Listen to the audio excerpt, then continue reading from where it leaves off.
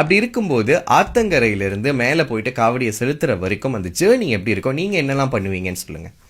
Okay, இப்போ ஒருத்தவங்க வந்து காவடி எடுக்க போகிறாங்க.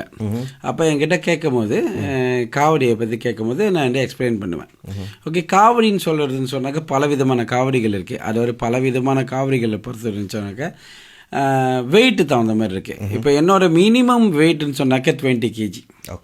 ஓகே 20 kg டு மேக்ஸிமம் என்னோட வந்து 52 kg வரைக்கும் வந்திருக்கு. இப்போ அவங்க உடம்புக்கு ஏற்ற மாதிரி அந்த காவடி இருக்கிறது வந்து சரியாக இருக்குன்னு சொல்லிட்டு நான் எக்ஸ்பிளைன் பண்ணுவேன். இப்போ ஃபோட்டோவில் பார்க்கும்போது எல்லாமே அழகாக தான் இருக்கும். அப்போது ஒரு நாள் வந்து அவங்களுக்கு ஒரு டேட் கொடுத்துட்டு நான் வந்து என்னோடய ஸ்டோருக்கு வர சொல்லுவேன். வர சொல்லிவிட்டு அங்கே 2-3 விதமான காவடிகளை போட்டு வச்சுருப்பேன். என்கிட்ட வந்து மொத்தமாக 23 காவடி இருக்குது. ஓகே, அப்போ அவங்கள வந்து ஒரு சாம்பிளுக்கு ஒரு 5 போட்டு வச்சுருப்போம். அவங்கள செக் பண்ண சொல்லுவோம். அப்போ அவங்க சொல்லுவாங்க, ஃபோட்டோவில் பார்த்த பிறகு அழகாக இருந்துச்சு, இதுதான் வேணும்னுவாங்க. தூக்கி பார்த்த பிறகு அவங்க சொல்லுவாங்க, பரவாயில்ல நான் பக்கத்தில் எடுத்துக்க வேணுவாங்க. ஏன்னு சொன்னாக்கா அப்போயே அவங்களுக்கு தெரியுது இந்த வெயிட்டு நம்மளுக்கு சரியாக வராது, இந்த மாதிரி வெயிட் வந்து சரியாக வரும்னு அவங்களே முடிவு பண்ணிக்குவாங்க.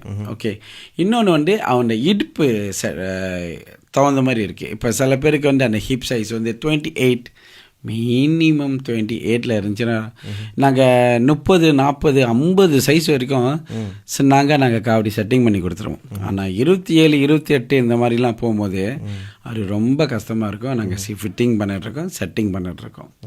அப்போ அந்த ஃபிட்டிங்லாம் நம்ம பார்த்துட்டோமா, அப்போ அன்னைக்கு அவங்க முடிவு பண்ணிடுவாங்க இந்த காவடி தான் நாங்கள் எடுக்க போகிறோன்னு. அப்போ நம்ம என்ன செய்வோம், நம்ம வந்து ஒரு கூடாரம் போட்டிருப்போம் 10 கேஃபில். அது நீங்கள் பார்த்தீங்கன்னா நம்மளோட காவடி வந்து 1 வாரம் முன்னுக்கு 2 வாரம் முன்னுக்குலேருந்து ஆரம்பிச்சிடும். அப்போ நாங்கள் ஒரு கூடாரம் போட்டிருப்போம். அவங்களுக்கு வந்து ஷேர் பண்ணிடுவோம் இந்த இடத்துக்குன்னு. அவங்க 1 ஹவர் முன்னுக்கு காவடி இருக்கிற 1 ஹவர் முன்னுக்கு நம்ம இடத்துக்கு வர சொல்லுவேன். வந்துட்டு திருப்பி அந்த ஃபிட்டிங்கை பார்ப்போம். யாருக்கு அந்த அன்றைக்கி டெஸ்டிங் பண்ணும்போது அவங்க வந்து சைவம் இல்லாமல் இருப்பாங்க. அப்போ அவங்க இடுப்பு சைஸ் 30 இருக்கும். சைவம் எடுத்து முடிஞ்ச பிறகு திடீர்னு பார்த்தாக்கி 28க்கும் வந்திருக்கும். ஓகே, அப்போ அந்த ஃபிட்டிங் கணக்காக நாங்கள் பண்ணணும். ஏன்னா ஒரு காவடியோட சுமையை வந்து அந்த தோலில் சுமந்து போகும்போது இங்கே வந்து அவங்களுக்கு குஷன் இருக்கும். அந்த குஷனும் அந்த ஹிப்பும் வந்து கணக்காக பிடிச்சாதான் அந்த காவடியோட பேலன்ஸ் உங்களுக்கு கணக்காக வரும்.